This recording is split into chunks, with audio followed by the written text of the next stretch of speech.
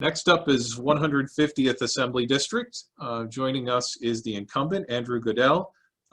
Assembly member, you've been provided 4 questions, and we'd like to begin by asking you to respond to the question about how you would promote housing options for people with intellectual and developmental disabilities, and to remind you to unmute.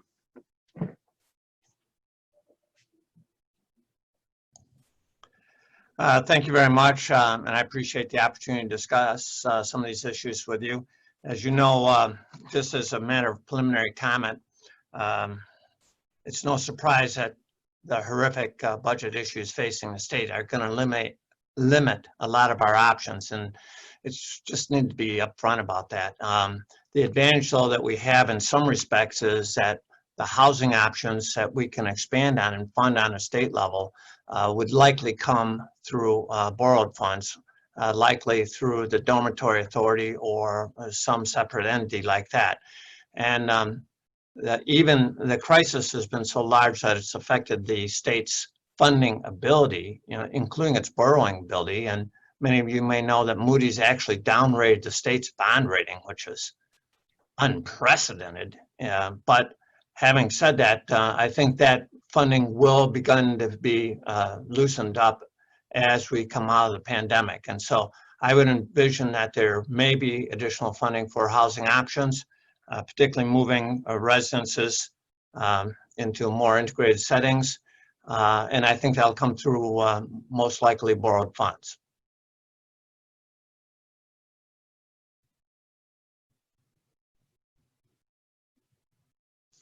Did I leave everyone speechless, or did you want me to continue?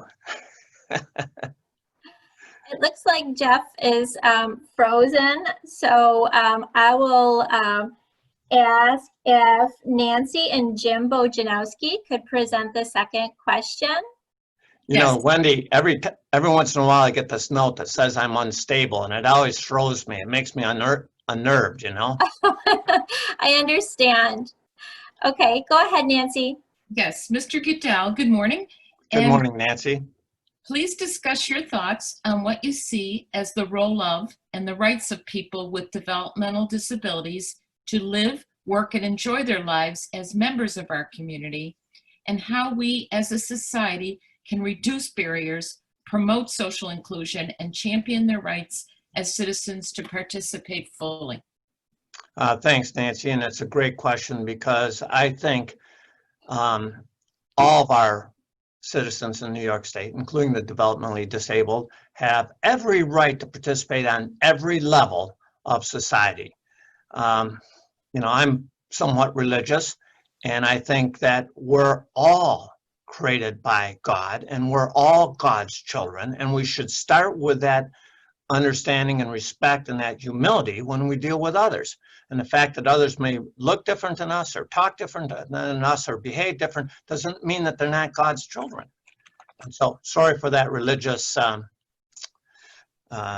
comment, if you will, but I am fully committed to integrating our developmentally disabled in every way we can. And I work closely with our resource center and Aspire to a lesser degree. And they've been very effective with helping get our developmentally disabled individuals into employment opportunities.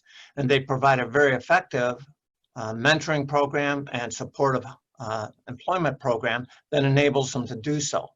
And the employers that have participated in that program are very much appreciative of the individuals, just as an example, because they take the job very seriously and they're proud to go to work and they're proud to do a great job.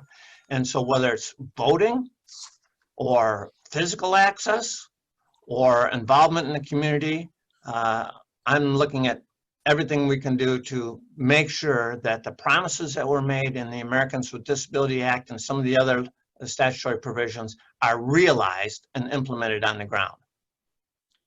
Okay, thank you. And thanks to Wendy for jumping in. My connection dropped there for a minute. So Nice I to see you apologize. back. It's good to be back.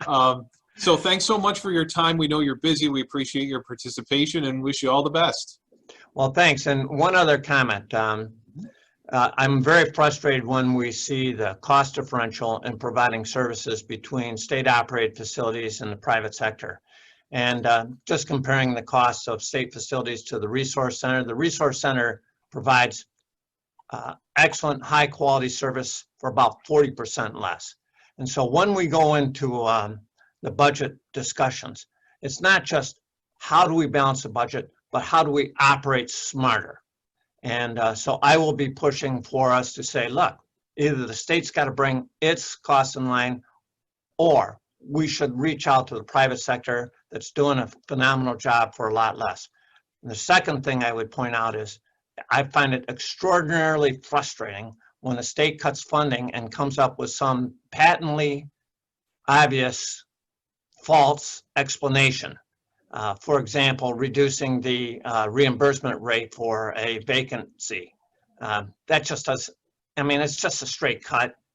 You know, don't give us some BS explanation. So I appreciate the services that you do, and I know Pat Galvan is looking forward to giving you more insights into these issues. Thank you so much. Thank you. Have a great day.